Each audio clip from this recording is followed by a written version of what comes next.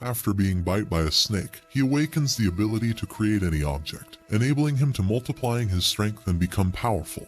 Kaname receives an invitation from his friend Hamada to try a free-to-play mobile game called Darwin's Game. He gets immediately interested, thinking his friend is simply skipping classes to play it and checks it out. When his friend Kyoyuta sees the login screen, he tries to stop him, but Kaname accepts the invitation and starts the game. Suddenly, a creepy snake leaps out of the screen and bites his neck. Kaname wakes up confused in the school's hospital room. He thinks the snake was a product of his imagination and goes home to get some rest. Kyoyuta tells him to never open the game again.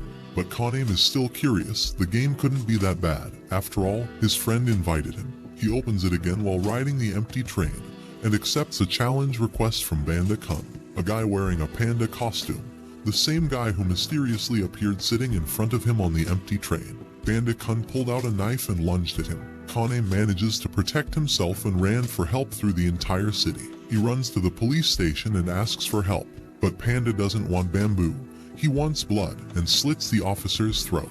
Kaname sees his life pass through his eyes in slow motion, just as Panda-kun is preparing to stab him. But Kyoyuta appears and shoots an arrow at the bloodthirsty panda, but he gets injured while saving his friend.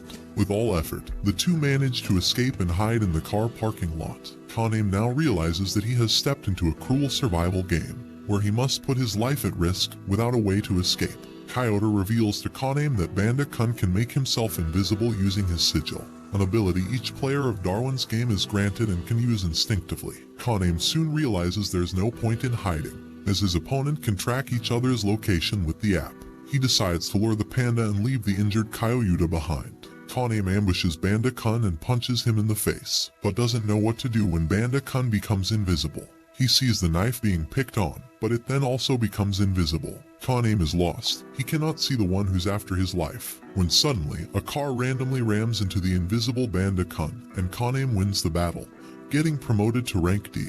Panda-kun's body vanishes cube by cube, leaving only a pixelated outline on the floor. Kaname immediately recognizes it. People have been talking about it lately, assuming it's some street art. But Kaname now knows the truth behind it, as the remains of people who lost their precious lives in the game. After the battle, Kaname goes to save Kyoto but only finds a pixelated outline. He reads a text he received from Kyoyuta 5 seconds ago, telling him to survive. He falls to his knees and screams as tears rain down from his face as he lost one of his best friends. The next day, Kaname goes to an abandoned warehouse to meet up with Shuka, a rank A player who contacted him to explain the game rules. She wants to team up with someone and asks Kaname to reveal his sigil. But Kaname doesn't know his sigil. The app is supposed to mention it, but there's an error. Shuka deems him untrustworthy and challenges him to fight. Kaname uses a flashlight to blind Shuka and run. But Shuka blocks all his escape routes and attacks with her sigil, a spiky long chain that she can control and a snake-like motion to pierce the enemies. Kaname sprints for his life and desperately dodges all the Shuka's relentless attacks. When he was on the verge of giving up and pitying himself, he starts to think that if he had a gun he could fight back. Miraculously, his wish becomes true and gun appears in his hand. His sigil allows him to create anything he has touched before. With newfound courage, Kaname uses all his force to jump at Shuka and points his gun at her, forcing her to forfeit the game. Impressed by his power, Shuka is forced to surrender. Kaname sighs in relief and passes out. The next day after waking up, Kaname agrees to become Shuka's teammate. The two decide to form a clan with her so they can fight and protect each other. But first, he needs to reach rank B. Shuka explains several rules to him, and also tells him the points he earns in the game are directly transferred to his bank account as money. But he thinks that money can never buy life, as killing people for money is against his morals. Later, Kaname and Shuka head to Shibuya as the few players selected to participate in Darwin's Game first treasure hunt event. Before the event starts, Shuka gives him a tour of the city and warns him from revealing the details of the game to any outsider. Otherwise, he will be deleted. While they were shopping, Inukai, a member of the clan Danju boxing club, snatches Kaname's phone and lures him into a small alley. Inukai wants to test his strength because he found out that Kaname defeated not only Panda-kun but also Shuka. They engage in battle and exchange a few blows, but Shuka comes to his aid and forces Inukai to surrender. Suddenly, the treasure hunt begins, and everyone is teleported to different locations. Kaname finds himself in a hotel room with a life or death challenge. Every player needs to collect at least 3 rings within 24 hours to survive. However, there is a total of 300 players in the event, competing for the same 300 rings. With his phone, he finds his first ring in his hotel room. However, panic strikes when he steps outside and sees countless pixelated outlines everywhere. In fear, Kaname dashes for the elevator, but encounters Ryuji, a player exiting it while shooting at him with a machine gun. Kaname tries to escape, but all exits are blocked by large, thick plants. Kaname admits his defeat and hands over his ring to Ryuji, who decides to spare his life and leaves through the elevator. Kaname becomes frustrated at his loss and realizes that without killing he can't survive in the game. He decides to use the elevator to leave, but Rain, a famous player sells players information, warns him to not enter it. When the elevator's doors open, Kaname sees Ryuji on the floor. The two team up, and Rain concludes that the florist, a player who can manipulate plants, is responsible for blocking all exits. Kaname is shocked when a group of players, including Ryuji, arrive to attack them. The florist didn't kill them, and is instead controlling them like puppet soldiers. Realizing that Florist is monitoring them from the shadows, Kaname quickly destroys surveillance cameras and the two then run for their lives. They hide in one of the hotel rooms to devise a strategy for beating the enemies. Rain heads outside to distract the soldiers, while Kaname surprises the florist inside the control room. Kaname creates grenades using his power and throws them at the florist, but the man uses plant-based armor to shield himself from the attack. Florist retaliates with deadly vines, but Kaname dodges and tries to shoot Florist with machine guns. However, his bullets are ineffective against the enemy armor. Each time he creates a gun, they easily get destroyed by Florist's vines. Kaname becomes exhausted after overusing his sigil and decides to retreat, but the florist does not let him run and punches Kaname to the wall. On the brink of collapsing, Kaname sees visions of his old self encouraging him to fight, telling him to believe in his strength. As a result, Kaname no longer runs away. He creates a huge machine gun whose bullets finally penetrate the enemy's armor and break it down. In anger, the florist jumps at him, but Kaname easily knocks him down. After the battle, the florist introduces himself as Hiragi and teams up with him, releasing the controlled players. Reigns joins them and reveals the 8th clan is heading toward the hotel to kill players and steal all their rings. Kaname then forms a temporary clan with Ryuji, Hiragi, and Rain to deal with enemies. Rain informs the group that the game rules do not clearly explain the real goal of the event, and suspects that rings hold the clue about the true treasure. Suddenly Kaname panics when he receives Shuka's message asking for help. After tracing her location, Kaname and Ryuji head to the subway station. There they meet shy and timid player named Sui, who tells them the subway is flooded. Kaname ignores the girl and dives into the cold water without any hesitation to save Shuka.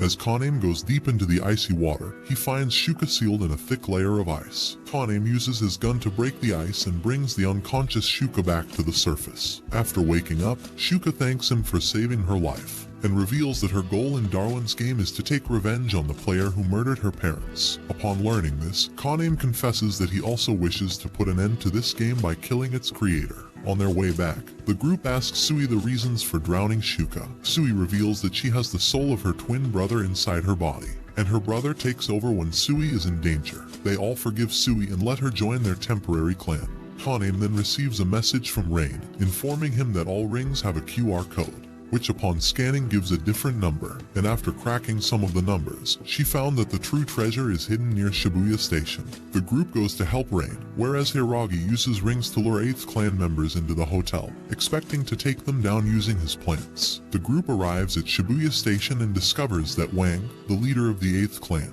also found out about the QR code. He managed to capture Rain and torture her for more information. Unwilling to see his friend getting hurt, Kaname uses his flash grenade to blind Wang and rescues Rain. He tries to negotiate, but Wang refuses to back down, causing a battle to break out from both sides. Taking advantage of the chaos, Kaname takes Rain to a safe place, where she can solve the last diamond ring code to find the location of the treasure. Kaname decides to buy some time for her and returns to the battle. Upon returning, he witnesses Wang brutally injuring Ryuji and even chopping his hand. To save his life, Kaname shouts out loud to cease the battle, and says he has the key to the treasure. At first, Wang and his gang do not take him seriously, but Kaname manages to convince them of his bluff. The enemy lowers their guards and Kaname throws the key in return for Ryuji's life. While Wang tries to catch the key, Kaname cracks the code and quickly types the combinations in the station's locker. Suddenly the game comes to an end, and Kaname reveals he threw his scooter keys. Kaname becomes the winner of the treasure hunt game, leaving everyone shocked by this news. He opens his reward and finds a cell phone inside. Suddenly the phone rings and Kaname becomes shocked upon learning the caller's identity. It's the Game Master. The Game Master rewards Kaname with a new sigil called High Roller, and gives him the privilege of making any reasonable wish he wants. Kaname wishes to quit this game. The Game Master rejects his wish, revealing Kaname can quit the game either by completing it till the end or by killing him. Kaname spends his next 2 months being trained by Danju, the leader of Danju Boxing Club.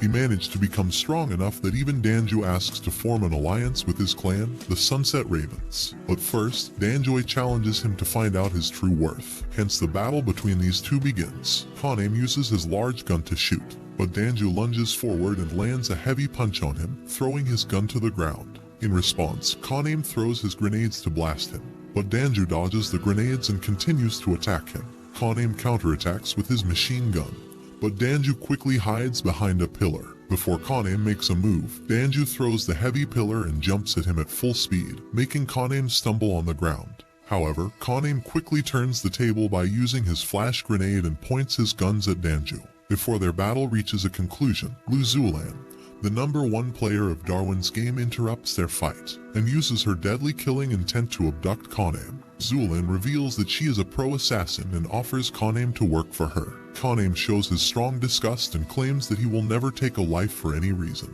Suddenly, members of Sunset Raven arrive and chase after them. The group, with their teamwork and strong efforts, rescues Kaname on time. Zulan admits her defeat and joins the Sunset Raven on condition that she will not harm the clan members. A few days later, Kaname learns that Wang kidnapped his only remaining best friend, Shinazuka. The thought of his friend being tortured by Wang fills him with despair, leaving him unable to keep his composure. The group comforts Kaname and makes him realize that he shouldn't blame himself for Wang's monstrous acts. With Rain's help, the group finds out the location of the warehouse where Shinazuka is being kept. Kaname informs the group that their goal is to safely rescue Shinazuka, and forbids everyone from resorting to violence or bloodshed. With Shuka's help, Kaname sneakily sends a phone installed with Darwin's game to Shinazuka. If he becomes a player, they can teleport him easily without a fight. However, when Kaname calls Shinazuka to give him instructions, his call ends abruptly. Kaname panics and rushes to the warehouse. The group deals with 8th clan members, while Kaname goes to search for his friend. Wang shows up, and Kaname points his gun at him, demanding him to give Shinazuka back.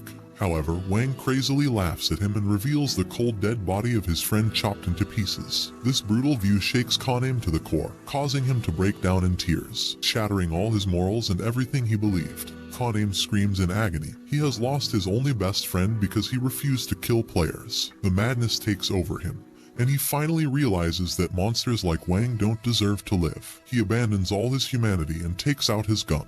One by one, Kaname shoots all Wang's subordinates who try to get in his way, without any care for his past principles. Meanwhile, Shuka is locked in an intense battle with Wang. Wang attempts to launch a surprise attack on her, but Shuka has already set a trap of thin strings of wires in a warehouse. It simply cuts Wang's limb without her even having to lift her finger. Wang frantically attempts to run, but Kaname stands in his way, pointing his gun directly at him. Wang freezes in terror, instantly surrendering and offering Kaname all his points. He desperately pleads for his life, but Kaname sneers menacingly. He reveals that his new sigil can take the points of everyone he kills. He has already stolen all of the 8th clan's points. Without any hint of mercy, he fires multiple shots at Wang, avenging the death of his friend and sending a chill down the spines of all who witnessed it. After the battle, Kaname declares that he will end this